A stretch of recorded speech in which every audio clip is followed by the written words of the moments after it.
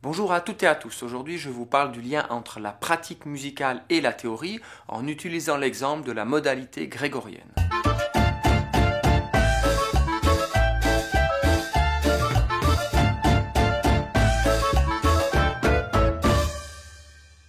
La modalité est un système de gestion des hauteurs qui a été en vigueur pendant plus d'un millénaire en Occident. Un autre système bien connu est celui de la tonalité qui naît environ à la fin du XVIIe siècle. Dans une présentation basique de ce système, on va dire qu'il y a 8 modes avec des noms qui semblent grecs comme dorien, phrygien, lydien, mixolydien et 2 déclinaisons de chacun d'entre eux, à savoir une déclinaison hautante et une autre plagale. De façon très simplifiée, on pourrait dire qu'il s'agit ici d'utiliser uniquement les touches blanches du piano, do, ré, mi, fa, sol, la, si, do, et puis de débuter sur la note ré pour le mode de ré, de débuter sur la note mi pour le mode de mi, etc. Si on monte la gamme en partant de la note ré, on aura donc ré, mi, fa, sol, la, si, do, ré, qui est donc la signature du mode de ré que vous pouvez entendre ici.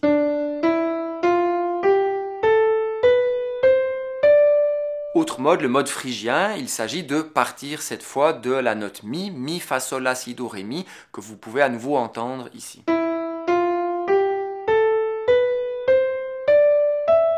Cette présentation de la modalité pourrait donner l'impression que les compositeurs grégoriens composent des mélodies sur la base de ce système théorique. Ils choisissent donc un mode, comme Beethoven par exemple aurait choisi une tonalité, do mineur pour sa 5e symphonie, et puis en avant la musique. Avant d'entrer dans le cœur de ce sujet, il y a tout de même 3 constatations qu'on peut faire assez facilement. La première, c'est que la portée musicale, les lignes, n'existaient pas à l'époque de cette théorisation. La deuxième chose, c'est que les hauteurs absolues n'existaient pas non plus. On n'avait aucun diapason, aucun moyen de fixer une hauteur précise. Donc en fait, débuter sur ré, sur mi ou sur fa n'avait aucune espèce d'importance. Et puis la troisième, c'est que le nom même des notes n'existait pas. Le mot do, ré, mi, fa, etc. ne seront inventés qu'au XIe siècle. La question qui se pose ici, c'est évidemment le lien entre la pratique et la théorie. Comme presque toujours, c'est la pratique qui précède la théorie et non l'inverse. Dans le cas précis qui nous intéresse ici, à savoir la modalité grégorienne, on a un répertoire, des milliers de mélodies qui existent depuis 2, 3, 4 siècles ou plus avant sa théorisation. À un moment donné, il y a eu la volonté de les classer. On a donc emprunté à différents systèmes des notions théoriques et on a essayé de les appliquer alors qu'elles décrivent évidemment une autre organisation sonore. La modalité, avant de devenir le système de gestion des hauteurs qu'on connaît, est donc simplement un système de classement de ces mélodies. Le contexte général de cette théorisation du répertoire est centré autour de la dynastie mérovingienne puis carolingienne avec Pépin le Bref et son fils Charlemagne qui font une alliance donc entre les Francs et puis la papauté de Rome pour asseoir leur pouvoir, mais également du point de vue d'Église pour asseoir sa domination spirituelle. Je vous renvoie à mon épisode sur le chant grégorien qui y était en partie consacré. Une des personnalités importantes de ce qu'on a appelé la Renaissance carolingienne est Alcuin de York, qui a été invité par Charlemagne en 781 pour réformer l'État. Il va donc codifier l'école carolingienne, mais aussi l'éducation supérieure, basée sur les 7 arts libéraux qui sont hérités des Grecs et des Romains. Pour lui, il y a la nécessité de tout noter, l'administration, les registres, la justice et y compris la musique. Pour uniformiser le territoire, on va utiliser l'uniformisation du droit, de l'administration évidemment, mais aussi de la liturgie, avec donc une pratique religieuse commune. En 789, Charlemagne abolit le rite gallican, jusqu'alors en vigueur, pour imposer le rite romain, donc qui vient du siège du pape. Pour imposer cette nouvelle liturgie, il faut donc la noter pour pouvoir la transmettre ensuite dans toutes les régions. Il y a donc ici une alliance de 3 points. Le premier, c'est évidemment ce nouveau répertoire franc. Le deuxième, c'est le modèle grec. Et le troisième, c'est le modèle byzantin. Le répertoire franc est donc le répertoire romain, remanié par les Carolingiens pour sa diffusion et son imposition dans toute l'Europe. À ce corpus de base va s'ajouter deux couches théoriques successives, à savoir d'une part le modèle grec. On va puiser dans la systématique grecque, à savoir les termes utilisés par Ptolémée, Aristoxène ou encore Pythagore. On recourt également aux traductions latines de ces textes via notamment les ouvrages de Marcianus Capella, Isidore de Séville et surtout Boès qui est le principal diffuseur de cet héritage grec dans le monde latin. On va donc y trouver les termes de tonus, modus, tropus qui sont tous difficiles à définir et parfois d'un usage un peu compliqué. La deuxième couche théorique qui s'ajoute, on pourrait dire, à cette taxinomie, à cet ensemble de termes, est le modèle byzantin, donc à savoir le modèle utilisé par l'Église d'Orient. On appelle ce modèle l'octoékos, qui signifie donc le système des 8 modes. On va donc appliquer ce modèle byzantin en utilisant par ailleurs des termes grecs aux mélodies d'Occident. Il n'y a évidemment pas de consistance entre les tournures mélodiques et la description théorique, puisque l'un ne va pas avec l'autre. La cohérence viendra plus tard par le travail des théoriciens carolingiens au fil de longues querelles, de longues disputes, de longs débats qui vont petit à petit uniformiser la pratique avec la théorie. L'idée générale, on l'a vu, est l'importance accordée à l'écrit, là où auparavant on avait essentiellement une transmission orale. Avant même l'invention de la notation musicale, on va noter évidemment le texte de ces mélodies.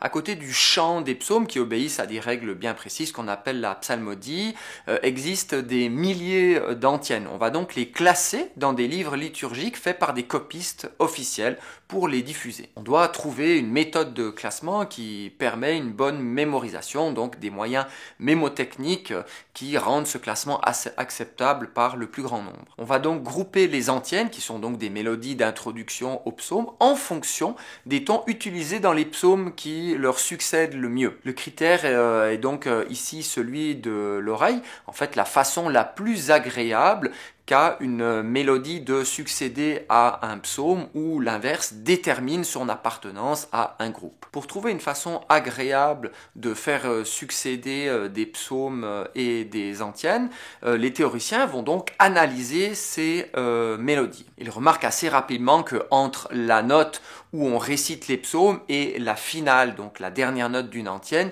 il y a un espace de 5 notes, à savoir une quinte. Cette quinte est constituée d'intervalles un peu plus petits. L'intervalle, c'est simplement la distance entre deux notes, qui peut être soit de un ton, soit la moitié d'un ton, à savoir un demi-ton. Les théoriciens remarquent qu'il y a 4 façons d'agencer les briques constituantes de cette quinte. Grosso modo, on a donc 3 tons, donc 3 briques un peu plus grandes qui cohabitent avec une brique un peu plus petite, à savoir ici un demi-ton. Et puis évidemment, on peut avoir le demi-ton au début, en deuxième position, en troisième position ou en dernière position dans cette succession. On arrive donc aux 4 possibilités d'agencement qui sont donc les 4 modes primitifs, on pourrait dire. On peut écouter ici un des exemples avec le demi-ton en deuxième position, à savoir donc ton, demi-ton, ton, ton.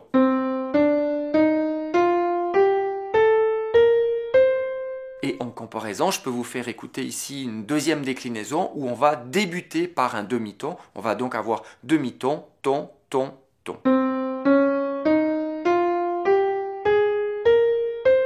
On voit donc que c'est la structure des intervalles de cette fameuse quinte qui donne les 4 modes et on va les nommer en grec, donc protus, deutérus, tritus et puis tétrardus. À côté de ces 4 modes, on a 2 déclinaisons de chacun de ces modes en fonction de la finale, donc de la dernière note.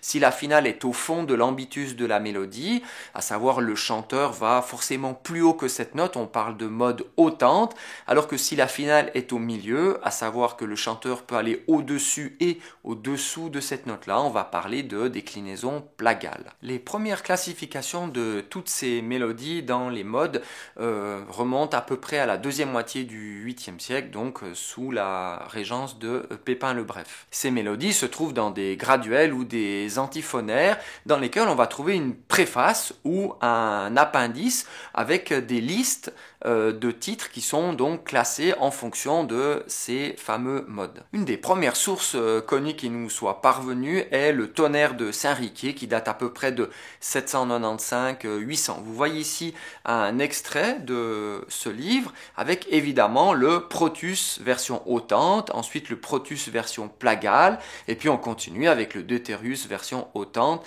etc. Et sous chacun de ces titres, vous avez les incipits des mélodies en question. Vous voyez que les mélodies du premier mode, qui correspond aujourd'hui au mode de Ré, sont classées sous l'étiquette Protus hautante. On n'utilise ni l'expression mode de Ré, ni l'expression mode dorien. Pourquoi pas mode de Ré, puisqu'en réalité, c'est tout simple, le mot Ré n'existe pas encore, on n'a pas de nom associé à cette hauteur à cette époque déjà. Donc au début de la théorisation de la modalité, on a simplement des listes ajoutées en début ou en fin de livre, et puis petit à petit, face à la taille de ces inventaires, on va créer des livres indépendants qui s'appellent des tonnerres, qui vont classer les mélodies par ton. Il s'agit d'un aspect donc évidemment très pratique, qui est censé faciliter la vie des chantres au quotidien. À partir du 9e siècle, on a toute une génération de théoriciens carolingiens qui vont mélanger la théorie grecque, le système octo-écos, donc byzantin, et puis ce fameux chant romain. Un des premiers essais théoriques de cette époque est un tout petit texte, probablement utilisé d'ailleurs en préface de certains livres, qui s'appelle De Octotonis. Il va être repris un peu plus tard dans un traité qui s'appelle Musica Disciplina de Aurélien de Roeum. Il s'agit d'un petit texte qui date environ de 840. Vous voyez ici le titre et puis plus loin le chapitre en question, De Octotonis. Dans les pages qui suivent, on a évidemment un chapitre pour chacun de ces modes. Ici, vous voyez par exemple le tétradus plagale qui est défini et exploré par le théoricien. À côté de cette codification en mode, vous avez un système de sous-classement avec ce qu'on appelle les différenciés. Les différenciés sont simplement une sorte de liste de variations qu'on a remarquées dans la psalmodie et qui implique le choix d'une antienne ou d'une autre en fonction de l'oreille. En réalité, si la formule conclusive s'enchaînent bien avec l'antienne suivante, on va les classer dans tel ou tel différenciat. Vous voyez ici un exemple de classement dans ce qu'on appelle le tonnerre de Metz qui date à peu près de 870. Il s'agit d'un des premiers tonnerres complets à avoir survécu jusqu'aujourd'hui. Ici, vous voyez les pages qui classent le Deuterius et puis ces 7 différenciés. Si on parcourt plusieurs de ces tonnerres, on va remarquer qu'il y a de très nombreuses divergences de classement entre les théoriciens de certains manuscrits ou d'autres théoriciens. On reconnaît déjà à l'époque qu'il y a une certaine difficulté à attribuer telle mélodie à tel ou tel mode. Sous la plume de Regino de Prume, on a quelques indications qui vont dans ce sens. Regino de Prume est l'auteur d'un des tonnerres les plus célèbres de l'époque, et puis il va annoter à côté d'un titre, par exemple classé en mode 3, il va porter l'annotation peut-être aussi en mode 1. Pour cette mélodie-là. Son tonnerre est une source extrêmement importante pour le répertoire de cette époque. Il contient les incipits de 1261 antiennes, 150 introïtes, 127 communions et 26 répons. Dans la version de Bruxelles qui date à peu près de 930, on trouve une longue préface qui nous donne de précieuses informations sur le contexte et sur les objectifs de cette classification. Dans la cathédrale de votre diocèse, comme le chœur chargé d'exécuter le chant des psaumes chantait souvent faux, en raison de l'ambiguïté du ton, et que je remarquais que cela incommodait souvent votre grandeur, je pris un antiphonaire et le feuilletant depuis le début jusqu'à la fin, en suivant l'ordre de son contenu, je départageais les antiennes que j'y trouvais notées, chacune en fonction du ton propre qui, à mon avis, doit leur être assigné. On voit donc ici clairement explicité l'objectif impératif de cette modalité, à savoir classer les antiennes pour qu'elles ne choquent pas l'oreille en les utilisant après ou avant tel ou tel psaume. Il y a évidemment de nombreux problèmes à cette méthode, puisque les mélodies datent pour la plupart d'avant les débuts de cette classification. Il y a donc d'innombrables exceptions. Face à toutes ces mélodies qui ne rentrent pas dans le cadre théorique strict, Reggio va créer des catégories, en tout cas des mentions. Il va parler de mélodies illégitimes ou bâtardes. Il convient toutefois que le chantre expert sache que les soudures tonales, les différencier, dans certaines antiennes ne sont pas faciles à discerner. Il existe en effet des antiennes que nous appelons bâtardes, c'est-à-dire dégénérées et illégitimes, qui commencent dans un ton, appartiennent à un autre au milieu et finissent dans un troisième. Leur fausseté et leur ambiguïté, nous les avons fait ressortir en bonne et due place dans le condensé de l'ouvrage subséquent. Plus loin dans sa préface, Reggio va citer d'autres exemples, notamment dans les introïtes. On peut débuter dans un ton et finir dans un autre. C'est évidemment une hérésie théorique, mais en pratique, c'est tout à fait commun et possible, puisque ces mélodies, je vous le rappelle encore, ont été composées bien avant l'élaboration de ce système, qui est d'ailleurs emprunté à un système qui décrit une autre organisation des auteurs, soit celui des Grecs, soit celui de la musique byzantine. En vérité, il n'y a pas que les antiennes qui sont ainsi embrouillées par ces ambiguïtés et ces fluctuations tonales. Certains introïtes aussi commencent dans un ton, mais finissent dans un autre. Ainsi, l'introïte Deus in adiutorium meum intende commence dans le 8e ton, mais finit dans le 7e. Pareillement, Accipite iucunditatem et Deus deum egredereris commence dans le 8e ton, mais finissent dans le 4e. La génération suivante, après celle d'Aurélien, va pousser la théorisation et le mélange des différentes couches théoriques encore plus loin. On a notamment Hucbald qui meurt en 930, qui nous laisse un traité De Harmonia Institutione qui date grosso modo de 880.